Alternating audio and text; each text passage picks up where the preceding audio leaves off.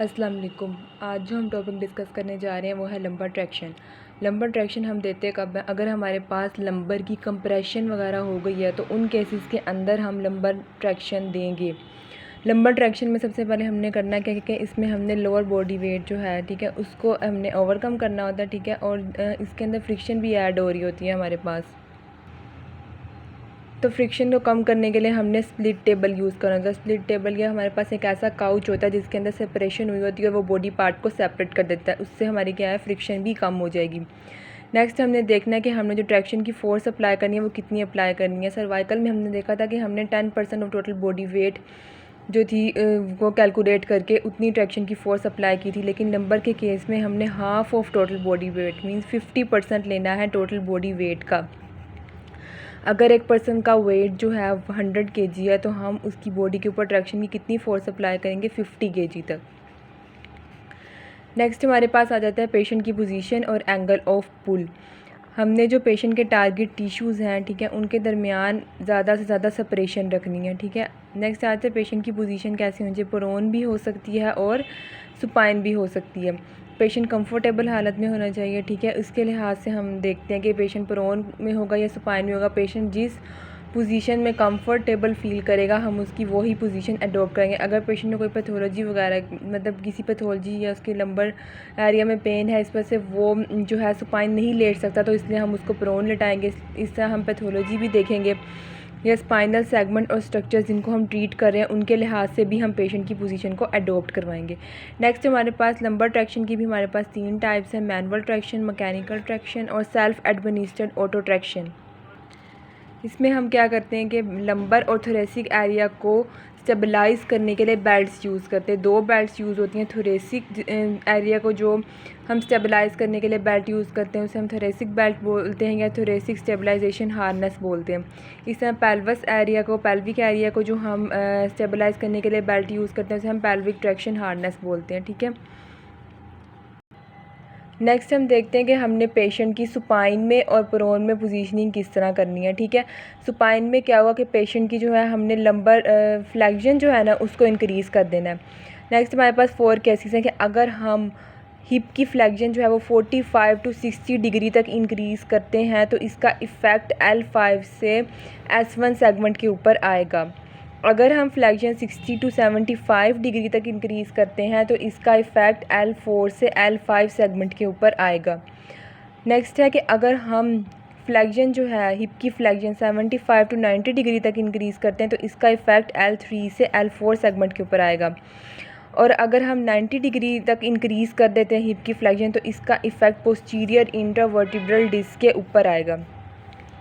Next जैसे मैंने भी बताया कि प्रोन पोजीशन हमने कब अडॉप्ट करनी है, अगर जो पर्सन है, ठीक है, वो मतलब नहीं सीधा लेट सकता, सुपाइन में वो नहीं लेट सकता, उसकी कोई पैथोलॉजी है या उसके लंबर एरिया में पेन है तो हम उसको भी प्रोन पोजीशन अडॉप्ट करवा सकते हैं।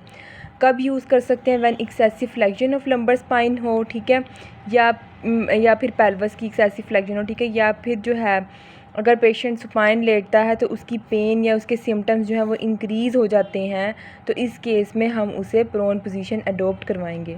नेक्स्ट हमारे पास आ जाता है एंगल ऑफ पुल। जैसे जैसे एंगल ऑफ पुल चेंज होता है वैसे वैसे जो है हमारी लंबर के ऊपर इफ़ेक्ट भी चेंज होता है।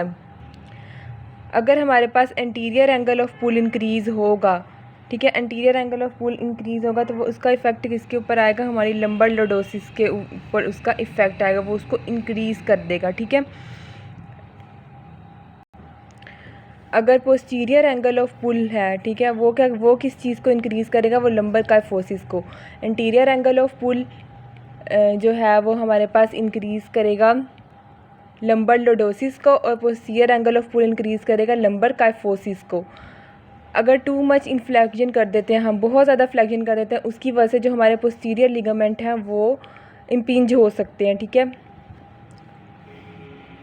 नेक्स्ट हमारे पास आता है कि हमने पेशेंट की जो पोजीशन, ऑप्टिमल पोजीशन और optimal angle of pull decide करना है, ठीक है, उसकी कंडीशन के लिहाज से, और पहली दफ़ा ट्रीटमेंट अप्लाई करने से हमें आइडिया हो जाता है कि पेशेंट पे उसका क्या इफ़ेक्ट आया, हमने नेक्स्ट टाइम किस तरह अप्लाई करना है। नेक्स्ट हमने देखना है लंबर ट्रीटमेंट सेटअप। इसमें वही सबसे पहले बॉडी वेट कैलकुलेट करेंगे। बॉडी वेट इसीलिए कैलकुलेट करना है कि हमने कितनी टेंशन अप्लाई करनी है, ठीक है। उसके बाद वही बेड्स लगाएंगे जो पहले बताया कि ट्रैक्शन स्टेबलाइजेशन हार्नेस, 2 तरह की बेड्स हैं, थोरेसिक स्टेबलाइजेशन हार्नेस और पेल्विक स्टेबलाइजेशन हार्नेस।